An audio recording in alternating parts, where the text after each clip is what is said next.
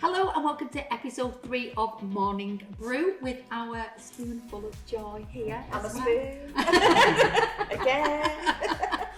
So today we've got some guests that are with us from Manchester Crematorium and we're going to talk everything about crematoriums today. Hello there. We're over to you. So tell us a little bit about Manchester Crematorium. Yeah, so Manchester Crematorium, we've been around for over 130 years. We're a privately owned crematorium in Manchester, Chorlton, next door to Southern Cemetery. I like that. Yeah. Next That's door a good to point. Southern Next Cemetery. door. because loads of people think that they're connected, don't they? So No, we're not. No. originally, when it was founded, the intention was to eventually be part of Southern Cemetery, Right. but the council back in 1930 something didn't want it, Right. so it stayed private in the same company, same family kind of ownership ever since. Right. Because a lot of people will. I've had it myself, where we've had a cremation service booked in at Manchester. Yeah. And the family have told everybody we're having a service at Southern. Yeah. Southern, and you can't even get into the crematorium from the cemetery. No. So then you find that people are late, Yeah. or they You've miss got to the go service. back out onto the main road. Yeah. Yeah. So it's so important that people realise Yeah. it's totally separate. Totally separate. We have to have on our Yeah. phones. If you phone up the crematorium, it says if it's Southern Cemetery. Well, This is the number. I always wind Yeah. live up if I ring the cemetery. I'll go, is that Manchester Crematorium? Yeah. I won't swear. Yeah, so it is important to know that we are separate to the council. We're not council, we're nothing to do with the council. Yeah. And I bet people think that you are though, don't they? They do, The yeah. majority of people, just Yeah. even coming in today, was having that conversation and somebody was like, oh, council, no. Yeah, you know. no, completely separate. Because, I mean, people think they come into our office, they think we can give them the burial records for next door, and Yeah. it's it can be very difficult because obviously people come in bereaved, and Yeah. it takes a lot for someone to come into the office sometimes. Then when we tell them, sorry, you have to go back out Yeah. down the road, Yeah. it's really upsetting for them. So it's really important that But people sometimes they do still know the don't grasp difference. that, do they? They No. still think it's like two offices or Yeah. Yeah. you know, Yeah. two separate grounds. Yeah. It's like, Yeah. no, it's just a coincidence that they are next to each other. Yeah. Absolutely. And at Manchester, you're wanting to sort of like break down the barriers, aren't you, about crematoriums Yeah. and some of the Yeah, things that massively. you're doing. You've got like really good new ideas. Do you want to share some of them with us? Why is everyone No, so we both work We together. only charge a marketing. We both work together on these ideas. So he comes to me with a few ideas and I go, right, let's make it work kind of thing. Yeah. So one of the main ones this year for us really, what we're going to try and concentrate on, hopefully we're going to release it 2026, might not be 2026, might be 27, but we are going to do a open day. So members of the public, people who are in the funeral industry already, they can come to the crematorium and they can see throughout how the process is done, Yeah, 'cause- Really? even through to the back, That's amazing. and the coffin getting charged. Oh So my gosh. we'll obviously have a coffin in the back, obviously not with the deceased inside. I was just going to you say, know, Yeah. you're going to Yeah. get It'll be a family's replica permission. coffin. Right. Yeah. and just so you can see the full process of how it's done. Yeah. You know, you're So not you're going going to to be stuck actually behind. burn Yeah, the Yeah. coffin. you Yeah. can see it. You can see it all, and we're going to have obviously crematorium technicians there explaining the full amount because I can't explain it because Yeah. I'm not a crematorium. Well, there's all the technician. pipes, isn't there, for all the there's different gases, all and the all I know, it's system so and- interesting. All I know, there's a few filters. Yeah.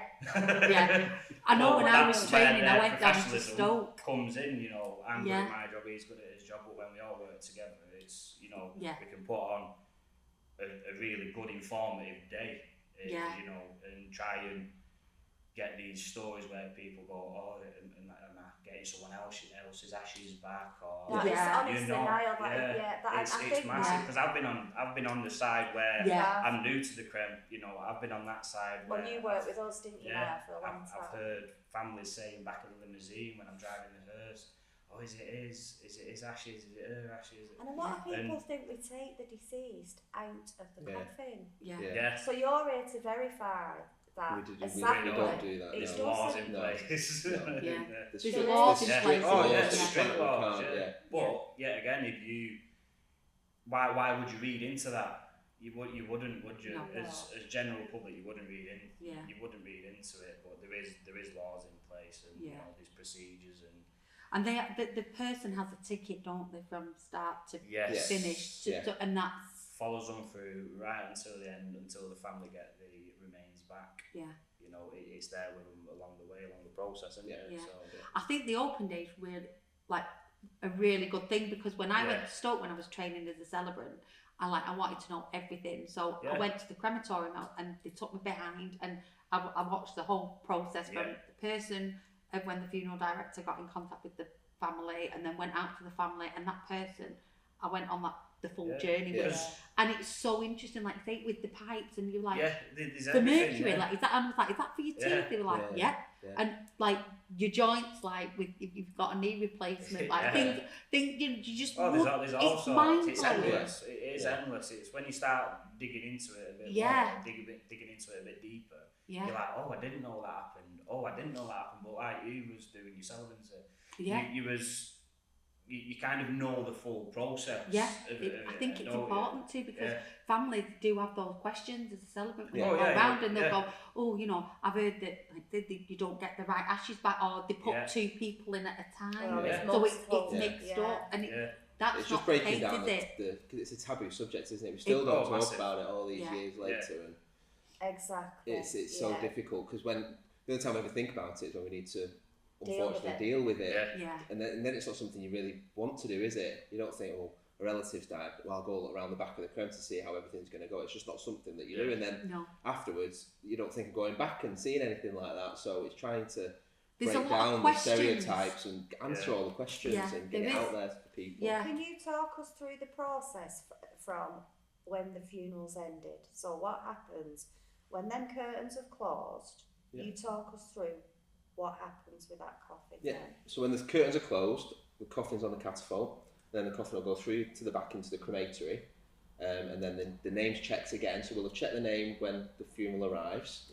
Then the crematorium attendant will then check the name again before we cremate the body or anything like that. So the ticket that we were talking about before, there's sections if you come into the back of the crematory. So on the charger, which is where the coffin goes to be placed into the cremator, the ticket goes on the charger while the coffin's still sat on there, and then when it's charged, the ticket then follows over to the cremator, and then the cremation process happens, and that can take anywhere between an hour to 2 hours, depending on circumstances with the cremator, the day of the week, you know, all these different things come into how long the process takes. Once the cremation's finished, the ashes are then transferred into a cooling area below the cremator while they cool down. That ticket then follows them down to this section.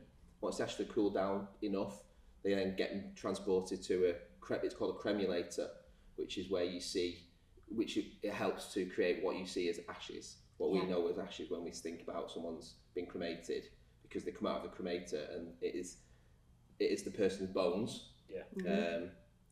So then they go in the cremulator to be turned into what we know as ashes. And do you know, when I watched that, the thing that came into my mind, do you know when you go to B&Q and you get your paint mixed and it goes... See, here we go. I thought that till I went to Manchester Crem. Yeah, they're all totally different. Cremulators are all different. Totally different. Because so that's the what one that shocked me. I saw, it went in, it was so fascinating, and I was like, oh my god, it's like mixing paint. You spin that. Then I went to Manchester Crem, it was totally different.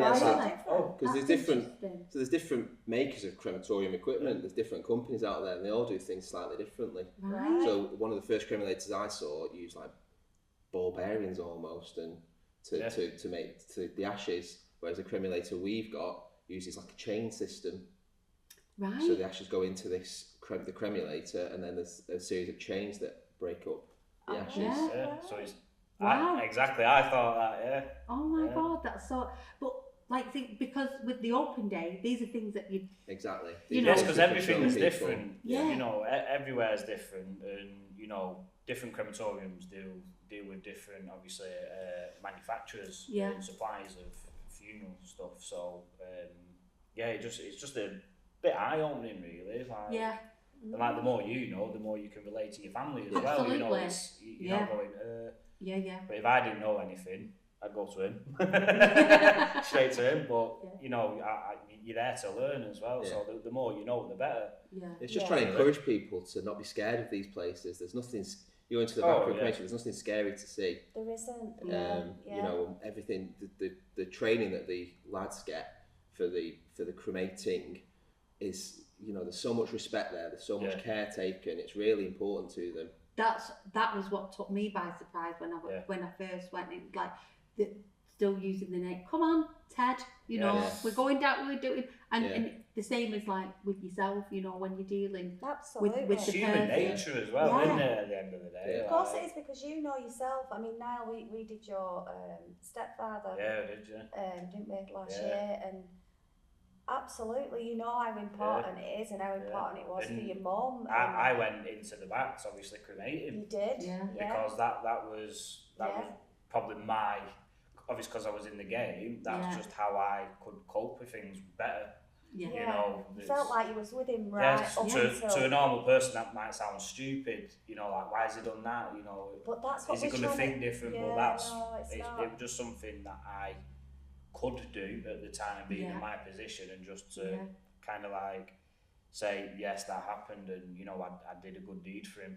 Right until the end. It is down to people's belief systems, isn't it? And your values, and everybody's so individual that there's no right or wrong to do. It's what's right for you, isn't it? There's no rule book, there's no textbook, there's just, you've just got to do what is right for you. Absolutely. At the end of the day, it's, you know, if I fall over outside and I graze my knee, I might cry, someone else might not. You know, it's just how you cope. There are different coping mechanisms, and this is why we wanted to set up Morning Brew, because it's such a taboo subject, like you said, Andrew. You know, nobody wants to really talk about it or deal with it, but it's the only certainty in life that we're all going to have to deal with.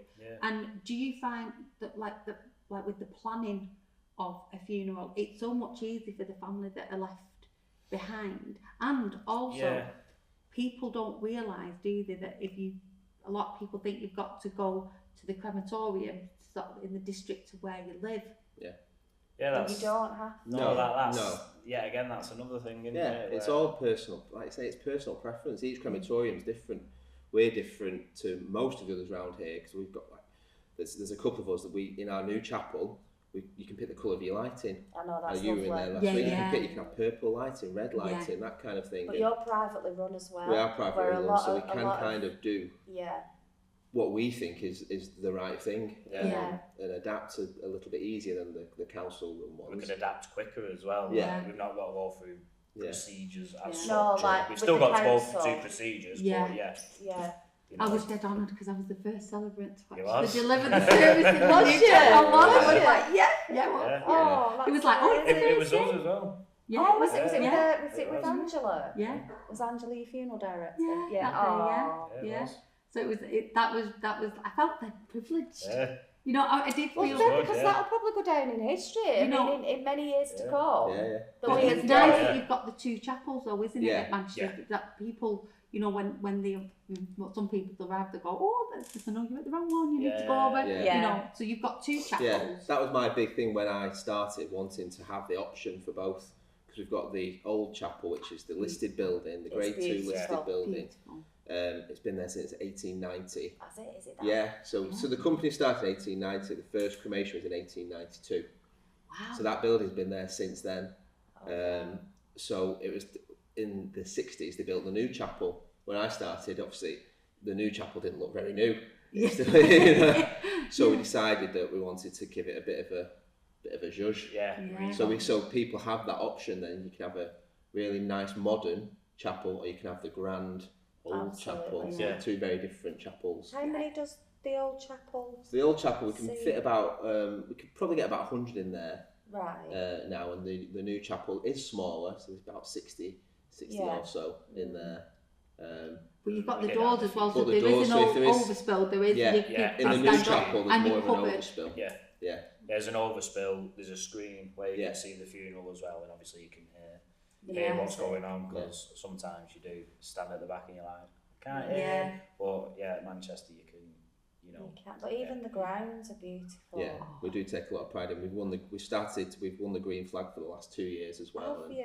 Yeah, so wow. We've literally just won it for. we've just done it again recently. So wow, Do you have a gardener? Do you have gardeners? Yeah, we have four Gardening gardeners. So it takes 4 gardeners, and then we've got an operations manager who looks after all the grounds and keeps it looking the way it Every goes. morning they've on the leaf blowers. Yeah. Like it's spotless in the morning. I didn't know till I went to the Crem until I seen it all in person. And it's just I was wowed anyway. You know when you go to Manchester Crem, but then when I was there working and I see actually what they do before we even open, you're like, that's why. That's why it's so spotless, and that's why it's. I do like walking. You know, if I've got a bit of time in between, I'll always make time to sort of walk around. But many people don't know about the gardens. But they don't, and there's So roses. you see the chapels, oh my goodness, the roses you see the at chapels the back. and you think that's it. And all the arches as well. And the architecture is actually stunning. But then you've got the gardens as well, and just walking, there's such a peacefulness. It's really calm. So Yeah. you can have a busy funeral at the front, but you go to the back, you'd have no Totally idea separate, going on. It's really nice. Very, very calming. It's just very different. People obviously come to funerals, you come to the front and then you go back out in your cars, you never get to see that bit. And in the sun, especially in the summer, it's like the Hall of Memory at the back. That's probably one of my favourite places. Is it? So is that where people can... I'm going to keep it quiet, but if you go on our Facebook or Instagram, you can have a look at it on there. It's totally different. It's 2 floors, which you don't see really. But I'm going to keep that quiet. You can have a look for yourself for that one. Oh, that's good. I tell you what, I have noticed at Manchester Crematorium, because I'm Tameside based, I don't get to go to Manchester quite a lot. But when I do go, it's always the same staff. Which is a really good sign. There's not a massive staff turnaround. No. And you pinched him off us.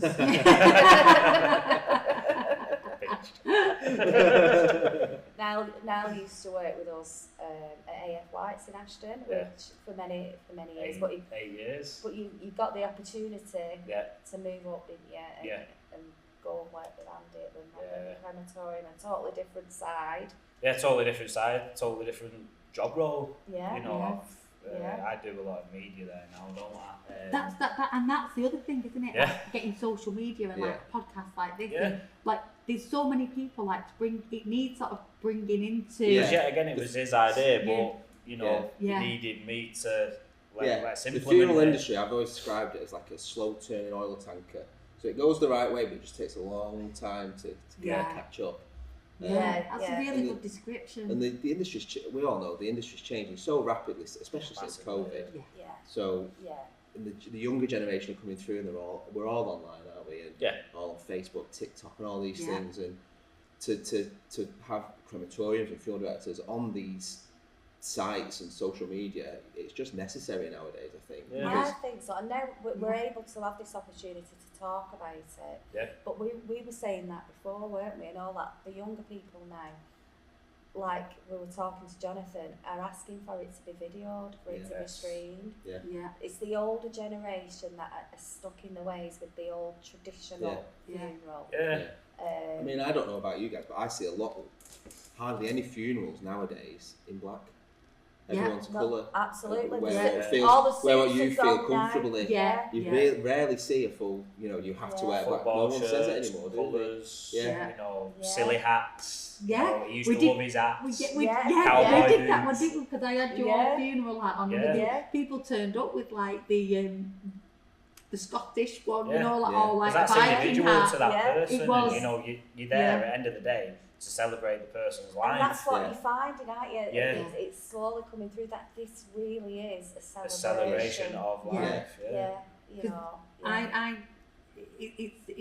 It's a funny conversation sometimes, isn't it, outside the crematorium as well, because I've had like people approach me and they've gone, I don't really know how to say this, but I really enjoyed it, and I don't know whether I should be saying I enjoyed it, but I found things out about them that I didn't even know. And they was like, I know it sounds, have you got a card? Because I want you to do mine. And you think that is the biggest compliment. But it's so nice as well. That anybody can pay it, you know, and that's the difference, because we're opening it up, breaking down the barriers, opening it up, and saying, because I think with social media there is the other side where we're losing a lot of human connection, aren't we? Yes. There's two sides of it. I always say with me, like social media, you are losing the personal side of things sometimes, but you're also connecting to someone quite far away. You know, my auntie used to live in Huntingdon, like down south, and that was kind of the only connection we could have at the time, you know, FaceTime. So it's really good technology, but at the same time, it was like, I don't need to go and see them. You know, I don't need to do this. And it's that cultural change, isn't it? Like we said about the generation, like the older generation would go, they're filming it. What, they're taking a picture of a coffin. They're disrespectful. Where and that's, that generation gap is massive, isn't it? You know, because you see people that like they'll filming it and they go, oh, well, I'm filming it for my auntie in Spain. You know, so they've got the mobile phone, but it's that's how it's conditioned thinking that this is how it should be, and then breaking that taboo of it is a bit controversial, isn't it? Whereas, like I say, the younger generation would be like, you know, you're seeing it more if you go on TikTok. You'll see actually people carrying the coffins in, and you know, and talking about it, and it's, you know, it is a positive. Live streaming's a massive thing. At the minute, isn't it? Live streaming is so say the, you know, people who can attend the funerals are there on the day, but there could be people, family in Australia, you know, wherever they are, or they could be on an holiday, you know, they could be anywhere, but you know, then you can watch it live stream through. Do you think that changed after COVID, the live streaming? Do you think that had a big impact? I think it became more. It became more kind of accepted. I think that people didn't have to attend because we can live stream it. There was none of that. Well, we live in London, say we'll travel up the night before and go to the funeral. Now it's more, we'll just pay for the live stream and I'll watch it at home. There's not. People used to make the effort to go up to a funeral, but now that you don't necessarily have to. And everyone has busy lives as well. It's hard, isn't it? But of course it is. Do you think you're getting a lot more of it than you was maybe last year? Yeah. There's definitely more. There's more tributes and things like that. I think my personal opinion of it is the funeral just going in a certain way where you either have at the crematorium certainly, you have a small service or no service, non-attended service, or you have everything. You have the full bells and whistles and the horse drawn. That we're kind of losing that middle area of the standard funeral. I think anyway. Do you think that direct cremation's becoming more popular? Yeah, it definitely is becoming more popular. Absolutely. We were talking about this earlier on one of the other episodes, and we were saying a lot. Even I say it, and I know you said it, Niall. Just throw me in a box and get rid of me. But when you think about it, is that fair on the family that's left behind? Should we be asking for that? We were saying this the other day, weren't we? A funeral isn't for you. No, it's not for you. You're in the box. Exactly. You know, it's for your family. It's so for your family. I think funeral plans, your family should organise it. You should always include them in it. Don't do it yourself. Say, right, I've sorted my funeral out. You don't have to worry about it. And it's that because you don't have to worry about it. I've sorted it. I've paid for it. But it can be family. Well, I'm going against your wishes, but I want to say goodbye. I want to say goodbye to you the way I want to say it. And that person then feels like they can't grieve because that's been taken away from them. But yet the person who's arranged that probably thinks that they're doing them a massive favour and they're making it a lot easier. Whereas, because I've had a lot of families come in to me where they've said they wanted a direct cremation, they don't want service. I can't do it. Am I bad? And it's like, well... It does, because it gets them thinking... I think it's because we have we see it a lot more. We have the conversations. We've done some more review sessions, and we've had families that have said like they've had like PTSD from stress because they've not actually felt like they've had any ritual of goodbye. And like you said, I have big agreement with you. We had this conversation the other day, didn't we? And I was like, I think it's a bit of a mixture of both. You know, I wouldn't want to just I know we say it in a flippant way. You can just. My sister was like, I'm not doing that because of the cost of it and this, that, and the other. And I said, well, your grandchildren have loved you so much that one day you're here and the next day you're gone, and you're not thinking about the people that you're leaving behind. Yeah. You need to think about them and what they want to do. Much bigger story behind a funeral. Much. Yeah. And I think in future years as well, you know, you can have something to look back on as well and remember that day. Yeah. You know. Well, we were saying about that in the filming one, you know, when you filmed it, because if you've got grandchildren, like you're talking about like when they were young. Yeah, you can be like, family history. That was you. That family history, and they might have some like connection with that, and think, oh gosh, how was I like my great granddad in that? Well, where's that come from? They used to be a you've got like a little story of your family's life, haven't you? You know, the funeral's only a life event, isn't it? And if you think we take photographers and videographers to christenings and weddings, and funerals is sort of nowadays. You can probably do the same, can't you?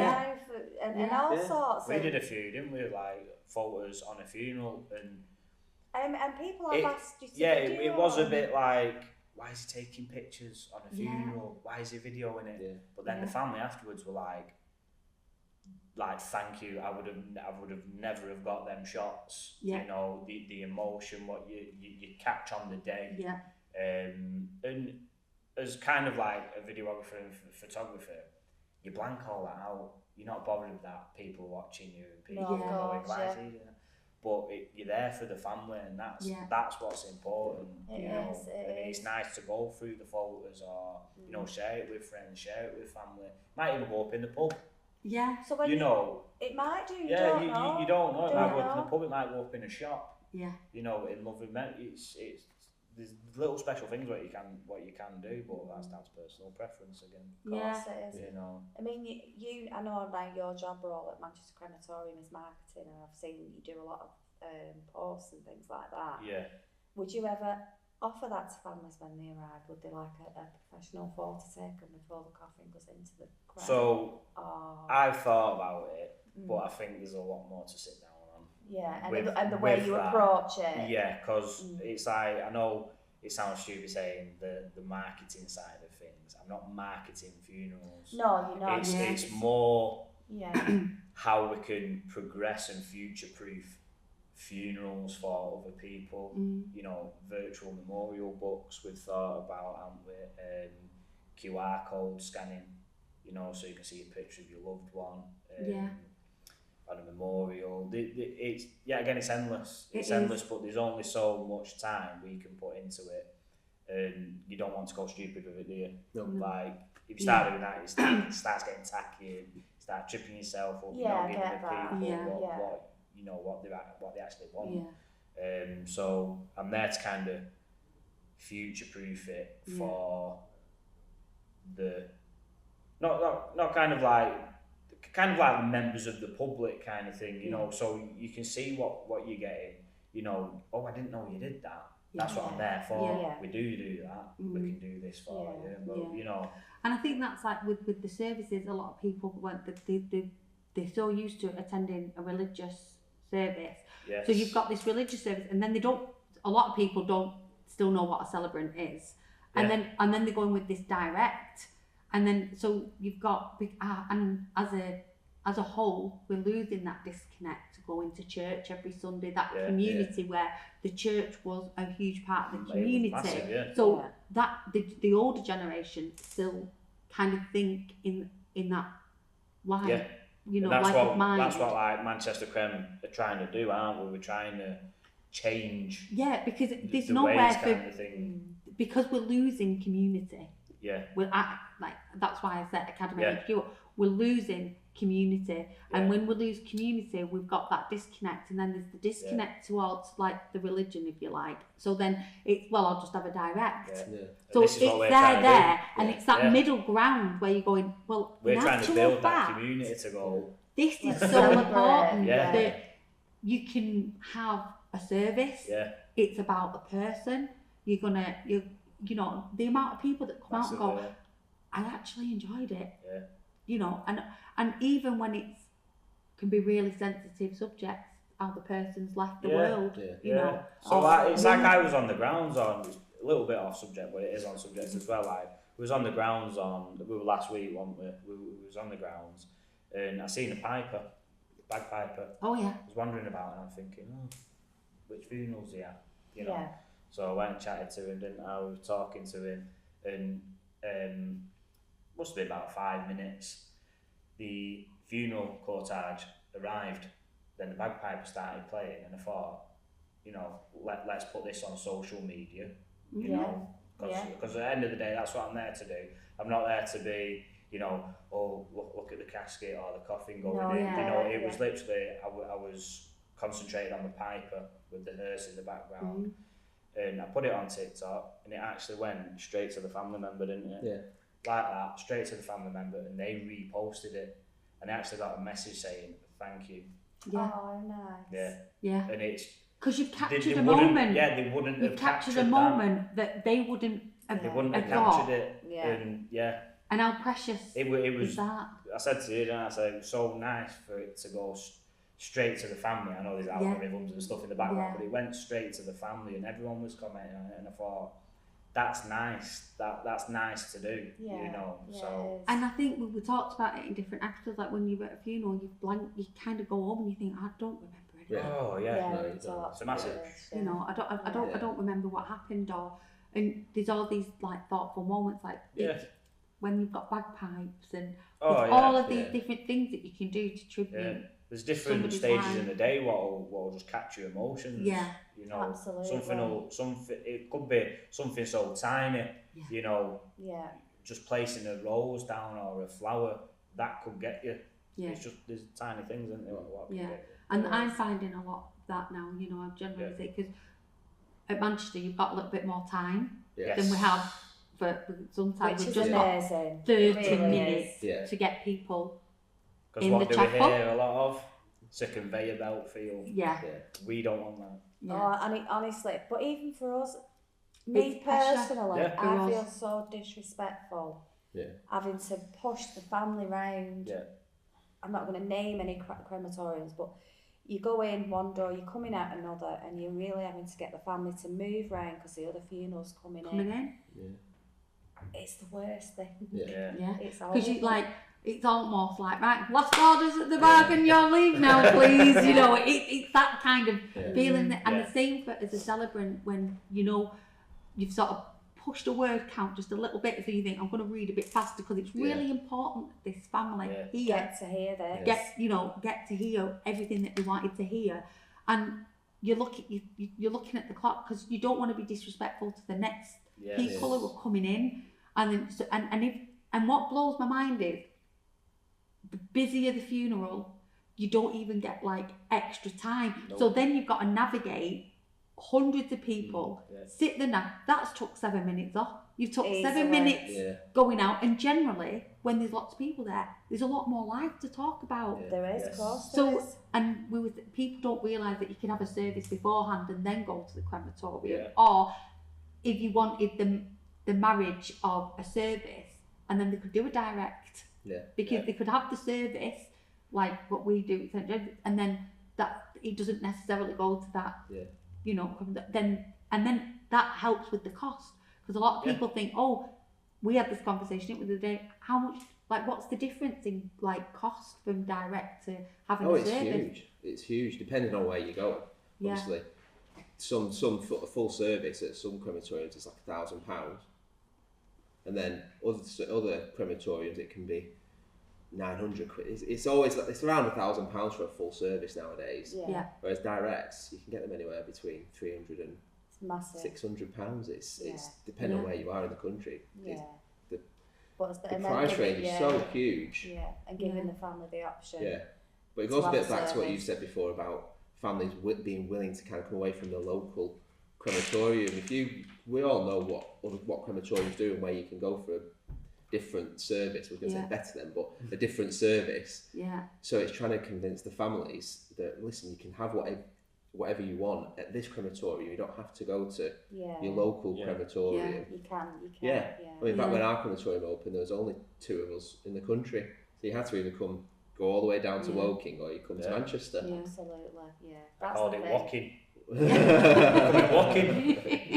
Right, guys, so it's been lovely to It's see been you. really, really nice. Yeah. So, as you know, we do a spoonful of joy. And we want again, to- I'm a spoon. Yes. See, I'm a spoon. I'm laughing now. Is that what this is For now.